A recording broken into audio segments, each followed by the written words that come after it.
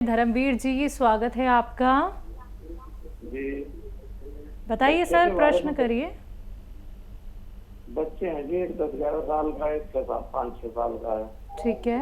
तो उन्हें अक्सर खांसी जुकाम बहुत ज्यादा होता है, डॉक्टर साहब को भी बहुत दिखाए लेकिन फायदा नहीं होता, फिर दोबारा हो जा। हाँ ठीक जी। है। देखिए, जो बच्चे जो रोग आप बता रहे हैं बच्चों का, इसको कहते हैं इम्यूनिटी की कमी। और इम्यूनिटी को हिंदी में कहते हैं रोग प्रतिरोधक शक्ति कम होना।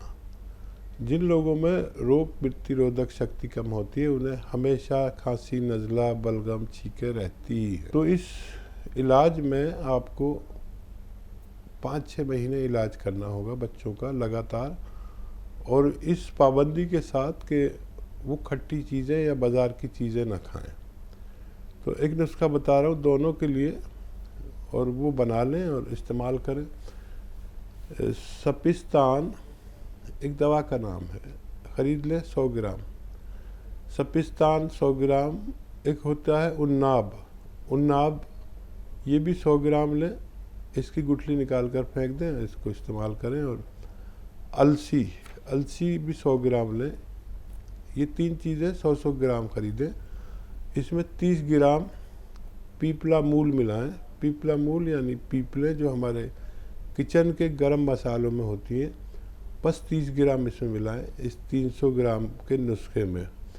इसको पाउडर बना लें, और जितना ये पाउडर हो वज़न में उतने ही शहद में डाल दें। अगर ये 330 ग्राम हुआ तो 330 ग्राम हनी में यानी मधु में यानी शहद में मिलाकर रख दें। और तीसरे दिन ये नुस्खा 12 साल के बच्चे को 1 चम्मच सुबह खाली पेट गर्म पानी से दें, और जो छोटा बच्चा है उसको आधा चम्मच दिया करें। और एक खुराक रात को सोते समय भी गर्म पानी या चाय के साथ दिया करें। और 6-7 महीने तक ये नुस्खा खिलाया जाए तो बच्चों को फ़ायदा होना मुमकिन है। रिंकू जी, स्वागत है आपका। हाँ जी, हम बोल रहे थे थायराइड के बारे में, सुनल की मैंने। थायराइड है आपको? हाँ। उम्र कितनी है? 45 साल। ठीक है जी। तो देखिए, कैसे ठीक होता है?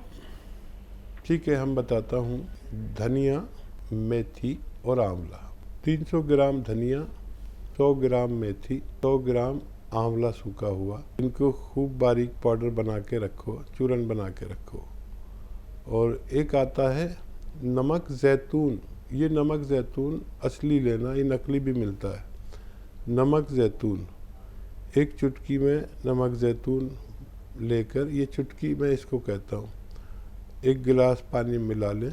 और इस पानी से ये 3 चीज़ों का पाउडर सुबह खाली पेट उस दवा के साथ जो डॉक्टर ने आपको दे रखी है उसके बाद या उससे पहले ये 1 चम्मच खाकर ये पानी पी लिया करें।